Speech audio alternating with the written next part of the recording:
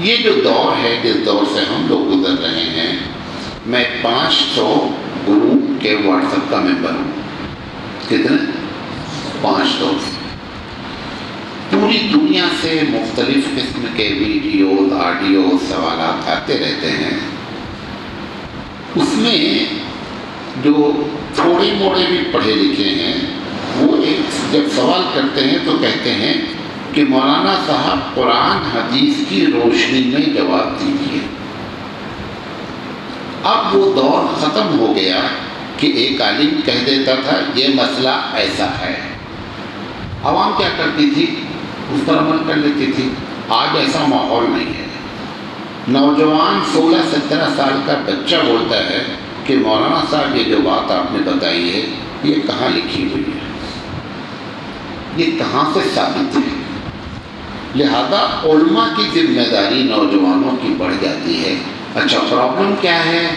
ہم مدارس سے جو پڑھ رہے ہیں، مدارس والے بتاتے ہیں یہ مسئلہ در مختار میں لکھا ہے۔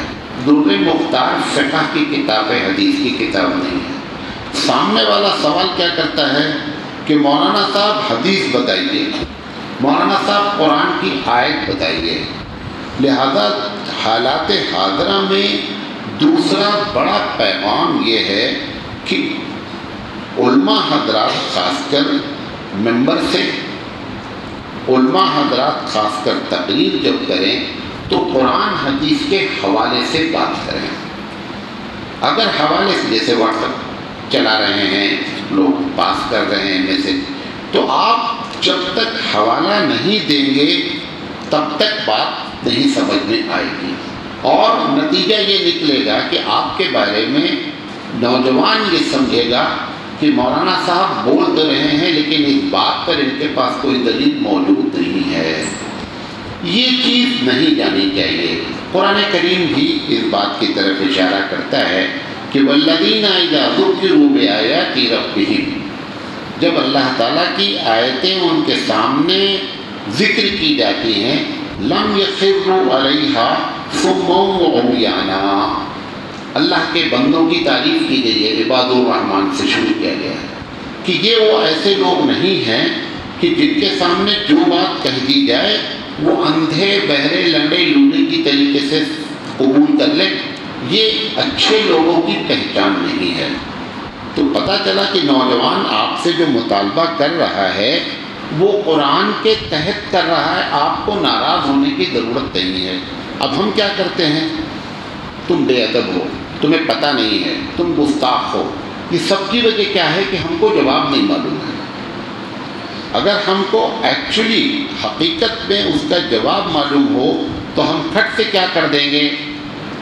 ہم حدیث پیش کر دیں گے، ہم صحابہ کا قول پیش کر دیں گے، ہم قرآن کی آیت پیش کر دیں گے، ہم کم سے کم تابعی کی کوئی بات نقل کر دیں گے۔ لیکن یہ سب باتیں نقل نہ کر کے صرف آپ ایسی کتابوں کا حوالہ دے رہے ہیں جو کتابیں خود حوالے کی محتاج ہیں۔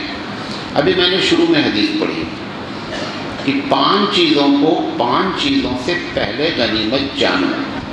ہم نے آخر میں کیا کہا؟ رواہ حاکم۔ کیا کہا؟ رواہ حاکم، مستدرک حاکم کی روایت ہے، صحیح روایت ہے۔